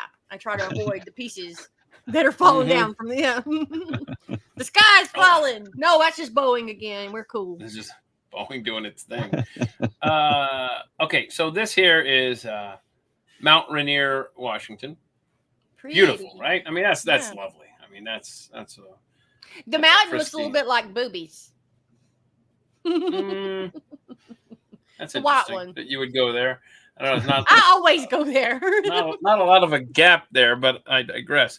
So I want to read you a few sentences from this CNN.com story about Mount Rainier. The snow-capped peak of Mount Rainier, which towers 2.7 miles above. Okay, let me stop right there. I gave too much credit to CNN. I'm going to call them out. They put which towers 4.3 kilometers, and then they put in parentheses 2.7 miles. I'm sorry. I'm not reading the Daily Mail in Great Britain. This is CNN. Stop it. Anyway, 2.7 miles above sea level in Washington State has not produced a significant volcanic eruption in the past 1,000 years. Okay. Yet more than Hawaii's bubbling lava fields or Yellowstone's sprawling supervolcano, it's Mount Rainier that has many U.S. volcanologists. Oh my gosh, that's got to be a fun party. Volcanologist. That sounds like a supervillain. It's like Spock, Star Trek, right? The Vulcans. Yeah. Well, it has them worried. Yeah. Whoever those hip guys are, those volcanologists. They say Mount. This is a quote from one of them. He's cool. Just Phoenix. Mount Rainier keeps me up at night because it poses such a great threat to the surrounding communities. And so as I started to read this article, I thought, man, this is going to be fear porn central. Fear mongering, and they call it, yeah. Yeah, but I think as you read this article a little bit further, you're like, oh, wait a minute, there's some good points here. Tacoma and South Seattle are built on 100-foot thick ancient mud flows from eruptions on Mount Rainier. Mud flows. Instead, and so I scroll down a little bit. Many scientists fear the prospect of a lahar, Lahar, a swiftly moving slurry of water and volcanic rock originating from ice or snow rapidly melted by an eruption that picks up debris as it flows through valleys and drainage channels. Now, listen to this part right here. Listen to this. The deadliest lahar in recent memory was in November. Sorry. Oh, gosh. Oh, no. It was in November of 1985 when Colombia's Nevado del Ruiz volcano erupted. Just a couple of hours after the eruption started, a river of mud, rocks, lava, and icy water swept over the town of Armero, killing 20,000 people in a matter of minutes. Jeez. Mount Rainier has about 8 times the amount of glaciers and snow as that Nevado del Ruiz. And the population, I believe, is significantly larger in Seattle. This could be a problem here. Anyway, but here's the last I'll say of this. The U.S. Geological Survey's most recent threat assessment from 2018 says that Hawaii's Kilauea is the most hazardous U.S. volcano. That's no surprise given how many people live near it and how frequently it erupts. Mount St. Helens, which cataclysmically erupted in May of 1980, ranked as second most hazardous, and Mount Rainier is in third place as the most hazardous based on population. I mean, it's potential, though. It's like, when is that ever going to happen? I know. Has there been any, like, seismographs? Look at that. I remember the word. Would you ever, all things being equal, I don't know, and try not to think of Seattle or Chaz or any of the no-go zones there in Antifa. But like, if you were taking a job opportunity, would you even consider the fact that there's a volcano nearby or there's any kind of threat? I guess you can't really live your life that way. Like, either that's going to take me out or, something else. So just go and be happy. Move somewhere. If it takes you out, at least you went out happy. I will say that I've always had the personal rule that I can't live within 100 miles of a casino. I better not do that. That's a personal problem, though, ain't it? And then I actually live closer than that to a casino now because there's one right across the border in Oklahoma. Oh no! I ain't never been gambling either. I've been to that one in Oklahoma multiple times. I just want to see how close I am to this casino now that I think about it. It's a big one. It's the biggest one in the world. Be careful. All you're doing is teasing yourself at this point. You're like, oh, I'm only that close instead of that's that far away. It's only that far away. I'm gonna guess. I bet you it's 85 miles. Sure, it's less than 100. I'll say that. No, but actually, I don't go up there next week. No, I don't. I actually do not. I've never. You're gonna need to be borrowing my bag of quarters. Yeah. I've never made a special trip to that casino. I will say that. I've never just gone up. Let's go to the casino, y'all. And I've lived here for 12 years, so I'm proud of myself. Damn it. Good for you. Okay, I go out to Vegas and burn all my money there. No, let's see here. Okay, so before we started today, I sent you guys a quiz. Hopefully, you Yeah. still have that available on your screen. It was I didn't and I do tried to good. post it in the chat, y'all. And I don't know the way this is set up. Here we go. Oh, look at this. Oh, I now think I are lost you it. scared? Look at that. What? See, Mud flows can be heavy triggered all rainfall. sorts of things like heavy rainfall, rapid snow melts, or even the eruption of a volcano itself. I think it's The last the second. last on the way. Nah, I still So- give shit. you're ready. Okay. Let me see here. I just feel like it's making you. I'm like I said, I hardly ever leave my house as it is, and like making myself scared of more things is something I just don't like to do. I got you. Oh my gosh, look at that! You had ash in Pennsylvania from Mount St. Helens. Yeah. In fact, one of the at the mic conversations that I had on something just fell on the life story of anyway, the Mount St. Helens came up. There was a conversation about Mount St. Helens and the ash and stuff from that. And I'm gonna need to post my conversation with my friend Ellen. Oh, I know what just fell. I just figured out what fell. My Was it your mouse muff? fell. Your My muff to your mouse. microphone? Did you lose your muff? I didn't lose my muff. I never had one on here. Let's see here. Can you hear the air conditioning? Anyway, okay. So I sent you guys and I want to post it somehow, some way. I'll probably have to do it in the comments later here on the YouTube channel. So if you're watching on Twitter, go to youtube.com/@the-mic, and I will post underneath this later. In fact, you could just Google it. CNN. What generation are you when you're texting? What generation are you when texting? And it's like I think it's a 15 question quiz. Did we say? Yeah. And so, first of all, they break down this article, and just here are the years if people aren't familiar with. Maybe we'll just leave this pretty serene picture up while I talk about That's this. nice. You like that little Mount Rainier? Okay, so That's where they spotted the UFOs.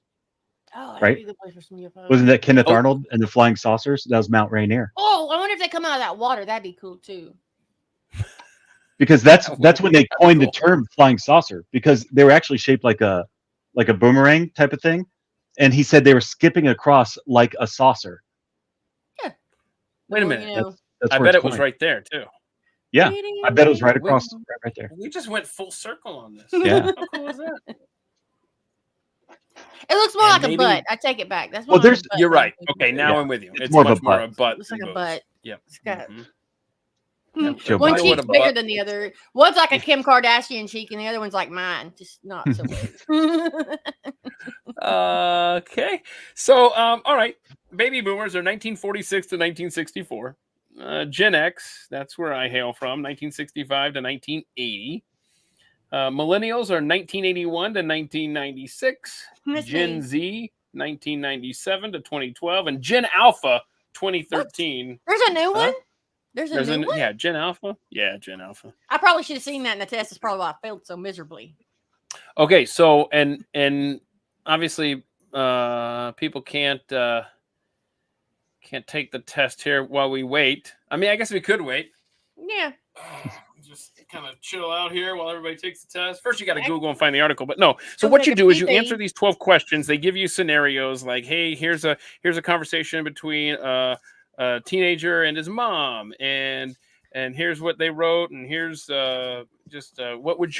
what emoji would you use here? It's kind of fun, and I really want some participation here. And I should have posted this before we. I don't like what it says about me. I'm just going to come out and say it. I don't like what it said about me at the end. I don't Honestly, I don't like what it said about me either, but it was right. Mine ain't right. Yeah, well, mine's right because because let me just get this up here. Hang on a second. There we go. I think this is the right tab. Let's see. Yeah. No, that's style and etiquette. I'm sorry, that's the wrong one. Hang on. Style and etiquette. I'm a millennial, but the grand thing here. Hang on. Man, I don't know which tab is it. Hang on, y'all. I got like 700 tabs open. Okay, it's the black screen. Hang on, because this is and this will be fun because when you get your own results, you'll get this. So when it comes to emojis, I'm equally Gen Z, millennial, and baby boomer combined. Punctuation, same thing. Millennial, Gen X, baby boomer. Oh, I'm sorry, no. I was Gen Z on one, Gen X on the other. Okay, style and etiquette, completely millennial. Understanding others. Oh my gosh. I got 64% of the questions correct. In other words, I only understand what people are trying to tell me 2/3 of the time. And it's just kind of fun. I mean, this it was fun. Anyway, yours is less fun. So what happened with you? Well, I don't like it says I am poor at understanding others. I believe I understand other people perfectly. They just don't understand me. And then I screenshotted it, so I missed the last little bit, but it said emojis, I'm mostly millennial, which is true, with a dash of Gen X. That's true. Punctuation, mostly Gen Z with a dash of baby boomer. Apparently I'm old. And then style and etiquette. Ooh, almost knocked my whole freaking thing over. Is mostly baby boomer with a dash of something, and I cut it off, so I don't know what it was a dash of. Jason, how'd you do, man? No, I'm a Gen X across the board. I mean, a hair baby boomer or a hair millennial, either way. But it's I'm a hard Gen X. No, are you? Yes, I am. So I'm going to try to post this. See, when you see me put something way over there, that's a reminder for me to get back to it later. So I will definitely try to post this quiz because it's a lot of fun. And I'll probably just make it easy and post it on my Twitter page at Keith Malinak. Yeah. But I'll try to. I like that. Have you ever done that one, What Disney Princess You Are? You ever taken that one? No, because see, I'm not gay or a woman. But thank anyway. God. So okay, what's your Disney princess then? I gather that you have taken it. I don't know. I can't even remember. But if I was a Disney princess, it would probably be Cinderella because she's poor. Okay. All no, right, I think I kept getting Snow White. Maybe I think it's because I'm hillbilly and I live with a bunch of little tiny hillbilly people. So it's like my dwarfs and I'm Snow White. Okay. All right. Very good. Very good. Jason, have you ever taken? No, I've not taken a Disney princess. He would be. I'm sorry. What is Shrek's old lady's name? Fiona. You'd be a Fiona. It's my swamp. Let's see. Oh, so along the lines of being able to, because man, my youngest is constantly mocking me for not knowing definitions and not being hip on the I will say this. You ain't down with the lingo, right? I'm not. Some of it I get, but I'm always 6 months behind, and by then it's like you ain't dripping. You ain't right. Busting. So my mom definitely has a distinct style with emojis and with text, and it's like definitely dealing with a baby boomer there. But I think that's how my youngest views text from me. Mm-hmm. But this guy who is a high school teacher by day and a comedian by night, his name is, I didn't write it down. Shame on me. Yeah, here it is. Oh, I got the other article right here. Here we go. His name is Sam Salem. And so what he did is he pranked his Gen Z students with he's total gaslighting, made up slang words that eventually I think caught on with them, but they weren't even real. And he was making them feel like, well, you don't even know this? Boy, you're dumb. So where is my whiteboard, Jason? Oh, here it is. So here. Huh? I was asking him where he had it. He was being a... So, clipped, which means good, like a highlight clip of a sports game. Like, yeah. Like if you, that's not a bad one. Like if they're in the gym, they're at the high school, and somebody slam dunks, we go, oh, clip that, Clip. That's actually not bad. I've gotten that, yeah, because I've taken a clip. I didn't know they called it that, but somebody said, oh, somebody clipped this, and I just screen recorded it. I didn't know it was called clipped. It's clip. Yeah, it's so mute. He says, that's bad. That's like putting someone negative on mute. I don't know. I hear that all the time. Somebody says, I wish I had a mute button for you. I hear that all the time. So let's see, FETA. So FETA. This is not great. It's like when a good thing. Oh, feta. Oh, feta. Good Lord. Like Feta. It's not great. It's like when a good thing crumbles, like feta cheese. That's feta, bro. That was going to be so awesome. Is it Italian? It's feta. Oh, okay. All right. Yep. Let's see here. Down in the comments. I'm just catching up here. Down in the comments, adults thought this was idea totally close. Parked, like an unmoving parked car, something that is boring and not going anywhere. This conversation is parked. This car is a parked conversation, boy. I don't know. Let's Pebbles, a mountain or a boulder. It's a huge barrier, but pebbles are nothing. When something's pebbles, it's easy to overcome. These are good, want that one. I really want that one. This is pebbles, yo. So easy. Like, what happened to pie and cake? Fruity Pebbles is a different slang. It is. Is it? Yeah, Fruity Pebbles. That's as gay as. Now I want Fruity Pebbles. I love Fruity Pebbles. Giant bowl. Yes. Fruity Pebbles for you eat so many of them. Like, you have to get a huge bowl of them because if you get like a regular size bowl, they smoosh down. And the ginormous spoon. Yeah. Yeah. Slang term. I'm just making notes. Don't mind me, y'all. I'm just making notes of what I need to post on Twitter later. These links. We're just happy to be here. We're just happy to be here. Let's see here. Hey, it's Friday, by the way. Is there going to be a new Critters for Dinner episode? I don't know. We hadn't discussed that. I'm pretty wore out from this long conversation. I don't know. I'm sorry. Every Monday, Wednesday, and Friday. Critters for Dinner. Turk. T-E-R-K. Turk.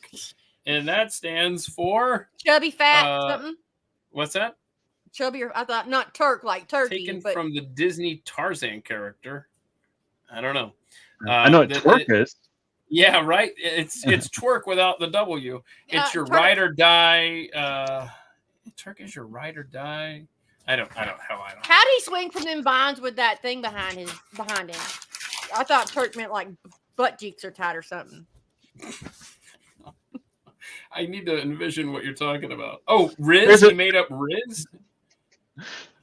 There's a cartoon image of Tarzan holding Jane with both arms, and he's swinging on a vine, but the vine's behind his back. So how is he holding onto the vine? Oh, he's got a tuck back there. Yeah, he's got some strong butt cheeks. Just maybe he's cheating. Maybe he's got a carabiner or something on the vine. He did not. I'm sorry. Correction. Sam Salem did not make up the term Riz. I was reading the article wrong here. I've heard that word, but I don't know what it means. Riz. I've heard Riz. My kids use that word. I don't know what? You know what? I got some cheese Riz in my drawer in the kitchen. I can put some cheese Riz on top of my crackers. It would have paid if I had looked ahead a little bit better here. So here's the full list of his words. I was picking them out of the article like a dumbass. Comma means tell me more. Comma? You have to say that out loud. Comma? Yes. Euro, Kamala? like short for European. That stands for I'm not going to let whatever's in my way stop me. That's stupid. That's really these stupid. are dumb, actually. Doctor. Those are stupid coming from a hillbilly. So if it's dairy, he uses the word. Okay, so remember, hold on, let me stop for a second. Remember, he's gaslighting his students. Oh, okay. So he's not going for like these are so hip and cool. Let's use them. Right. He's trying to convince them that dairy means basic. Dairy. Like, you're so basic. Because it's like white bread. You're so basic. I'm taking clip though. Dairy. I'm taking clip. Positive thing, taking clip. Mute is substitute for low key or in the low. Oh my gosh, my youngest with the low key. Did you say low key? Yeah, she says it all the time. But I'm going to start saying, let's mute low key, okay? Let's mute low key. Yeah. Let's see. Feta, negative. Parked. We've already done that. Parked's good. Feta should stand for stinky or something. Like, dude, that's feta. Like, that's some stinky stuff. That's feta. I hate feta cheese, man. I do too. It's so gross. It ruins everything. It smells like Toji and Pete feta farts. I don't know. It's gross.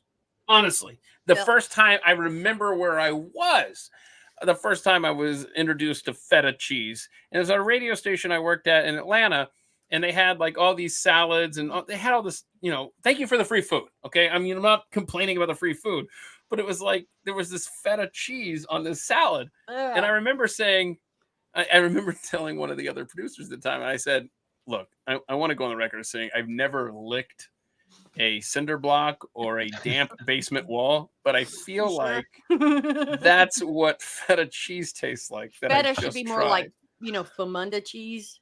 They're the It's same just sour. But hold on a second. I always feel like I'm the only person that doesn't like guacamole or avocados. No, I love avocados. I love me some avocados. That's what I'm saying. I feel like the only person that doesn't like that. I also feel like sometimes I'm the only person that doesn't like feta cheese, but I'm glad to see that you and I agree on this. Yes, that and that the blue cheese. I don't like blue cheese either. Moldy cheese. Just give me some ranch. Just give me some ranch. Toby's right. Somebody needs to start an X account. Tarzan's Caribbean. Get on that, somebody. Who is that? I'm sorry. That could be Toby McAvoy. That's awesome. worth a follow right there. Yeah. That's worth the best. Yeah. Okay. So, all right. Is that? Do we think we have a front runner for some free? That's leading right now for the shirt. All right, Toby McAvoy. Okay, yeah. Very good, very good. Don't forget, really best comment will get some free merch there, a free shirt at CFD. You'll get a free shirt. Printify.me. And have y'all been watching the comments? You've been watching them, right? No. No. Oh, come on. It's your giveaway. I don't even know how to get to That's them. why that one, I don't own either, but that one popped up. Let's see. Y'all keep scrolling around here. You can see the comments. Where is it? Where do I see them? No. Okay, you got to click upper right corner comments. I just now looking at it. Right here? Oh, no, y'all. I'm sorry. Shame on me for not giving you a tutorial before we started. I was had to open my phone and look. Oh, okay. Interesting. Just private chat comments. I don't know where to see that stuff at. Thank you. See, there I'm seeing it pop up. So yeah, well, I'm making them pop up. I'm saying if you go over to the comments, yeah, you are. You see that upper right corner? You see the little tucky bubble thing on your screen? No. Never mind. We're just gonna let this go. Okay. Where? Where? Just looking. No, I don't know that helps when you get right up on it. Let me just run through these real quick here. The rest of these gaslight attempts by this teacher with his Gen Z students. Turk is your bestie, your best friend, I guess. I thought it had a different. Oh, Jason, you're my Turk. You're my Turk. Oh, look at this. Hang on. Hey, listen. That's a T-shirt. That is a T-shirt. You're my Turk. You're my Turk. You're my Turk. We're gonna have that T-shirt tomorrow morning. You'll be able to order that T-shirt. Yeah. Oh, nice. I'll go design it tonight. Yeah. Sparse, opposite of 8, not cool. Sparse. There's no way to. There's no follow up to these. I'm just gonna read through. But sparse is pretty good though. I mean, it's sparsely. Yeah. Oh, listen. Toby had another great comment. Going back to the musical chairs, he goes, "That's not musical chairs. That's foreplay." I think Toby's our winner of our shirt. I think. Let's see. Getty is a work of art. Oozing, doing too much. Swirled. Oozing. Nabs. Not anybody. Somebody. Nabs. Nabs. Not nads. Remy. It shouldn't go together, but it does. Again, I don't know. I'm sure he explains them on his Instagram. It's nabs again. Nabs. Not Rug nabs. is similar to Cap. You don't believe it. Costco, built differently or has everything. Oh, she Costco, bro. That's just Costco. That's she not bad. Costco. That's a shirt. Not bad. That is a shirt. My good. That's what shirt needs to say. My girl be Costco. My girl be Costco. He got everything. Got everything. Jar. If someone is saying something embarrassing or a secret, scroll. If someone's talking about something you're uninterested or don't want to talk about it, I want to scroll. I'm gonna scroll. You keep talking, but I just want to scroll. It was epic. Fluttered when someone is so excited about something in a constant manner and it makes you annoyed and hate said thing. iPad used to call someone socially awkward, like maybe they have their Maybe they have their face buried in an iPad or electronics. That's Buried good in a stuff. what? Electronics? Let's see. Here. All right. Here we go. I am going to memorize these slang terms, and then and only then I will give them to my youngest. And then We're gonna make how we you will want to make text sure with each other. Yeah. That's That is so cute. It really is. Say that again. I said that's so cute. I was sipping my thing. I don't even know. My bad. That was bad timing by me. Which, by the way, when you hold up that can, it makes me think of this neat little how I say this. I posted a thing about wasps outside or hornets. I forget which. Who cares? Yeah. But so they were building a nest on my my tomato plant out back, and I posted that. And somebody had a very interesting video. If you have about 15 minutes, scroll under that post over on Twitter at Keith Malinak. And this guy is a beekeeper. And so he doesn't want to harm his bees, but the wasps and the hornets and all that stuff, Kill them they're all, yeah. And so so now I'm running around the house collecting these aluminum cans. And what you do is a real good old man. That's what we do down here. That's right. That's right. And so what you do is you mix half apple juice and half water, and you add 2 teaspoons of boric acid. I burn my skin off. You then mix it all up. So basically, if you have a big gallon, it's half water, half apple juice, 2 teaspoons of boric acid. So what it does, as he explains, is you then pour it into these cans and place it around your yard, and you put little sticks into all the cans. Mm-hmm. The flying buzzy things, but not the honeybees. The wasps and the hornets will land on the stick because you want to put a stick in there because else they'll fly in there, they'll drown. And they climb in there, and then they take that sweet nectar back to the hive. It's got boric acid in it. Takes care of for 2 miles, he says. No, it's like those ant traps. You put the little ant houses, and they go eat it, and they take it back to their colony, and then they just all die. I might burp. Excuse me. Okay, but see, then you can make your entire neighborhood wasp and hornet free, and nobody will know where to send the thank you card. They won't even realize it. Well, that's why I'm gonna do their yards. Who cares? As long as they but what I'm saying is it kills It'll the take hives all of for them. miles. Okay. Yeah. So that'd be nice. I all right, can't stand a bee. Explain to us the new merch that is coming to cfd.printify.me. You got. He's gonna have to remind me here because that is a funny word. I'm gonna have to come up with a drawing or something. I use AI a lot. I do a lot of AI in the designs, and I design. Yeah. I actually let me stop for a second there because I will post this article with the slang and all that stuff so you guys can jog your memories and go. That's the one I was going to do. Jog your memory. But you mentioning AI reminds me that you actually don't have a pet squirrel. Nope. Well, I do in my imagination. It's in my imagination. I actually had to ask you. I was like, okay, so do you have you thought. Keith thought I had it. Well, what's you're not the only one. Most people say, oh, is that your squirrel? Because I'll post real videos of real squirrels. And I mean, no, he just showed up one day in my imagination. I don't know. And then he was one of my critters. And then people loved him. So I just keep redrawing him with my AI and stuff. So I do have a squirrel. His name is Turd. Let me Turd the squirrel. Yeah. But wait a minute. Where's your hold on a second. Your Twitter handles, you didn't put them on there. I didn't catch that earlier. Do you want to put your Twitter handles up there? Or can you edit it now? Yeah, I think you have to. Hold on a second. Hold on. Never fear. Never fear. Yeah, we prepared so long for this. We were all prepared. Hang on a second. Jason is BIGGO. And then F00T. I can't believe you didn't have to cover your eyes, Jason. When he has to remember stuff, he covers his face like Illuminati. I'm sorry, I skipped the F. I don't even know. Wait, what? Yeah. BIGGF00T. It's double G. It's BIGGF00T. Oh, yeah, sorry, my bad. Oh, there's 2 zeros there? Yeah.